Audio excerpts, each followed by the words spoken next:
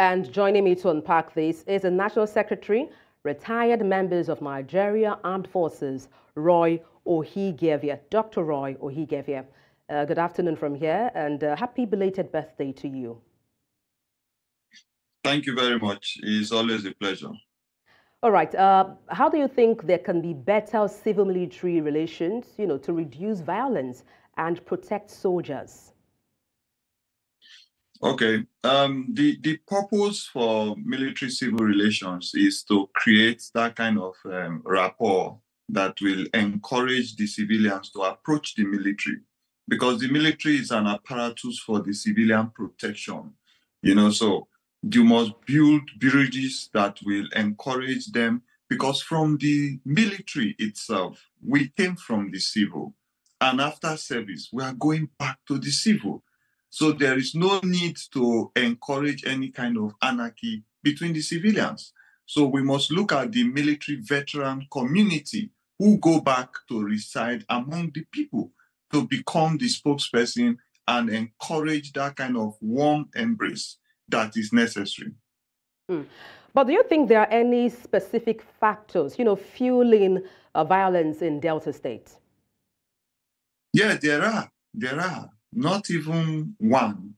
Normally Nigerians have this cultural conflict. We also have economic conflict. Even the farmers' headers, it was blown up. It's also economic conflict. And in that Niger Delta area, we are very much aware of the oil and gas booming business, the illegal and the legal. And certain persons have been given authority to have a kind of representation of the government, which is not right, and they infringe on other people's space and other people's business also. So those things need to be looked at. I know you talked about economic conflicts. You talked about the oil and gas, which seems to be in dispute in the Niger Delta, region. But talking about cultural conflict, could you expatiate? Yes, when we talk about cultural conflicts, we know that there are certain laws, like in Lagos. Let's use Lagos, where most of us can use as a yardstick. When there is the festival, and they said people should not come out at certain time because of a festival, certain persons who are not from that environment will reject it, And if you go back to the Niger Delta area, there are very specific rules for their cultural representation. And once you want to discuss with them, you must come on board under their cultural expectation and discuss with them in that light. That is why we have local government chairmen, traditional rulers, and all these cascade down to representations in National Assembly and the Senate. These are people that should explain and create the rapport for cultural interaction. Well, in the case of the conflict in Okuama and also Urhobo in Delta State, allegations, reports we've seen, data shows is as a result of land use dispute.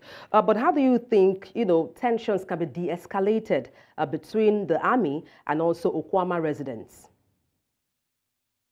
One of the problem about land use is the territorial integrity of Nigeria. We had land use crisis also with our neighbors, like Cameroon. When I joined the military, I was part of that engagement. So if local governments have land use issues, we used to have it in Benue, we used to have it in Delta, we used to have it in so many parts of the country where communities engage themselves in violence because of a piece of land or a demarcation.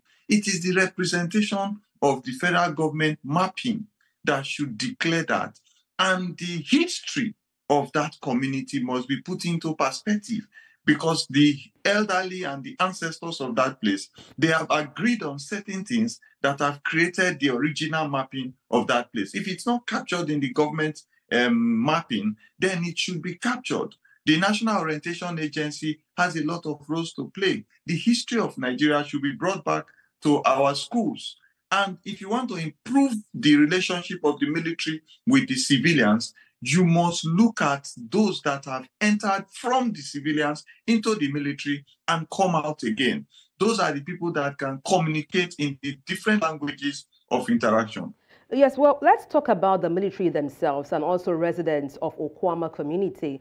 What measures would you recommend to de-escalate tensions between the military and then residents of Okuama community in Delta State?